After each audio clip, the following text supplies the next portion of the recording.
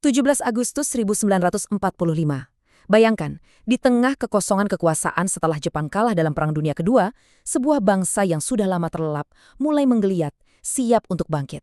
Lalu, di hadapan rakyatnya, seorang pria bernama Soekarno berdiri.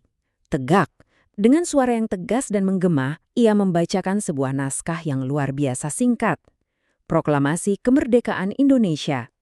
Teksnya sih sederhana, tapi kekuatannya, wah, itu mengubah takdir jutaan jiwa selamanya.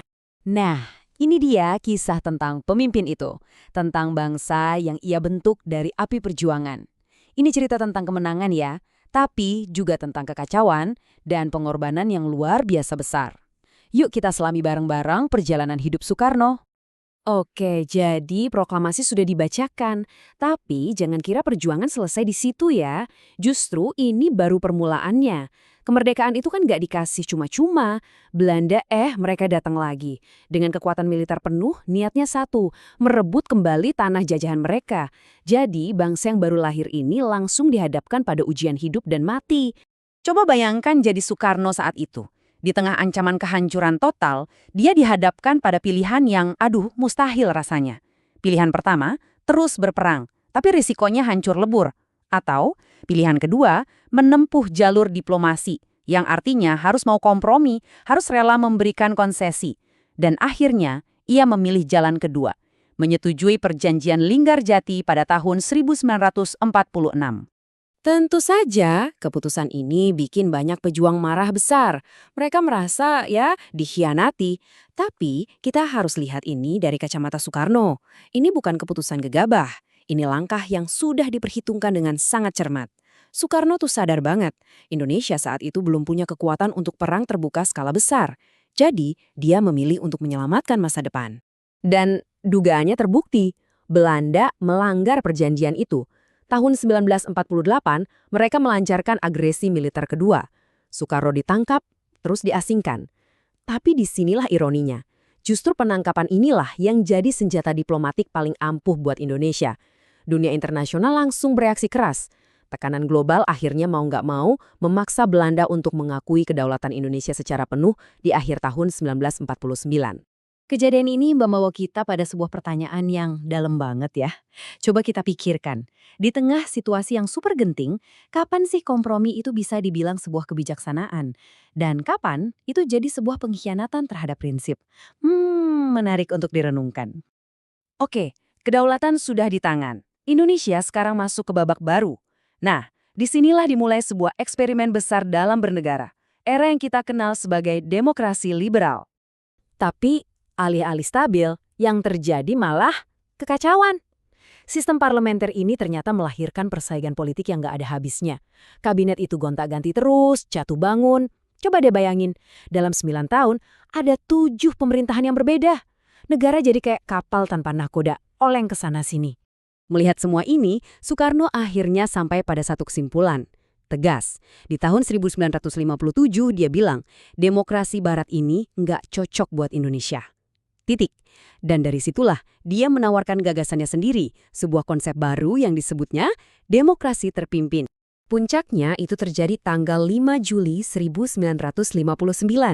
Ini momen yang sangat krusial. Dengan langkah yang super berani dan menentukan, Soekarno mengeluarkan dekret presiden. Dia membubarkan badan pembuat undang-undang dan secara efektif mengakhiri eksperimen demokrasi liberal. Sejak saat itu, kekuasaan terpusat penuh di tangannya. Langkah ini sampai sekarang pun masih jadi perdebatan yang panas loh. Dan ini memunculkan satu pertanyaan mendasar buat kita semua. Apakah stabilitas sebuah negara itu lebih penting daripada kebebasan politik warganya? Mana yang jadi prioritas? Dan dimulailah era demokrasi terpimpin. Di periode ini, peran Soekarno berubah total. Dia bukan lagi sekedar presiden. Dia adalah pusat dari segala-galanya.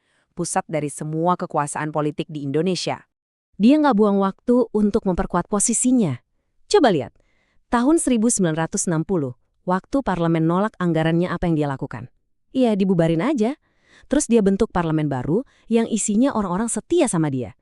3 tahun kemudian, puncaknya, dia diangkat jadi presiden seumur hidup. Nggak ada lagi batasan masa jabatan. Tapi, di balik kekuasaan yang absolut ini, ada bom waktu yang siap meledak. Apa itu? Ekonomi. Ekonomi negara hancur lebur. Angka inflasi meroket sampai ke level yang gila-gilaan. 600%. 600%. Jadi, terciptalah dua dunia yang beda banget. Di satu sisi, ada rakyat yang harus berjuang mati-matian karena harga kebutuhan pokok melambung tinggi. Susah makan, susah hidup. Nah, di sisi lain, Soekarno justru fokus membangun proyek-proyek mercusuar yang super megah. Ada Monas, ada Stadion Gelora Bung Karno. Tujuannya? Untuk pamer ke dunia, untuk menunjukkan kebesaran Indonesia. Ini membawa kita ke dilema kepemimpinan yang pelik banget. Bisakah visi besar seorang pemimpin untuk masa depan bangsanya jadi pembenaran atas penderitaan rakyatnya di masa sekarang? Pertanyaan yang berat ya. Semua ketegangan yang sudah menumpuk bertahun-tahun itu akhirnya meledak juga. Malam tanggal 30 September 1965, 7 jenderal Angkatan Darat diculik lalu dibunuh. Sejak malam itu, Indonesia terjun ke dalam salah satu periode paling gelap dalam sejarahnya. Sebuah krisis yang akan mengubah segalanya selamanya. Di tengah kekacauan itu muncul satu nama, Mayor Jenderal Soeharto. Dia bergerak cepat, mengambil alih komando. Sementara itu, Soekarno, dia terlihat ragu-ragu. Momentumnya hilang, kepercayaan publik juga luntur. Tekanan dari militer dan demo besar-besaran akhirnya mencapai puncaknya tanggal 11 Maret 1966. Di hari itu, Soekarno menandatangani sebuah dokumen yang sangat terkenal, Super Semar. Surat itu secara efektif adalah surat penyerahan kekuasaan, memberi Soeharto wewenang penuh untuk memulihkan ketertiban. Setahun setelah itu, tepatnya tahun 1967, mandat kepresidenannya dicabut secara resmi. Selesai. Perjalanan sang proklamator sebagai pemimpin bangsa telah berakhir. Lalu, setelah semua ini, gimana kita harus mengenang sosok yang begitu kompleks ini? Yuk, kita coba renungkan bersama. Warisan apa sih yang dia tinggalkan? Soekarno, dia adalah simbol harapan, simbol kebangkitan sebuah bangsa. Dia seorang revolusioner sejati yang berhasil menyatukan Nusantara. Tapi kita juga nggak bisa lupa, dia juga seorang manusia, punya keberanian yang luar biasa, tapi juga punya kelemahan yang pada akhirnya menjatuhkan dia sendiri. Perjalanan hidupnya jadi pengingat buat kita semua bahwa sejarah itu nggak pernah hitam putih, nggak pernah sesederhana itu. Kisahnya mengajarkan kita satu pelajaran abadi. Memimpin sebuah bangsa itu adalah tugas yang penuh perjuangan, penuh pengorbanan, dan risikonya sangat-sangat besar. Dan ini membawa kita pada satu pertanyaan terakhir untuk kita renungkan bareng-bareng.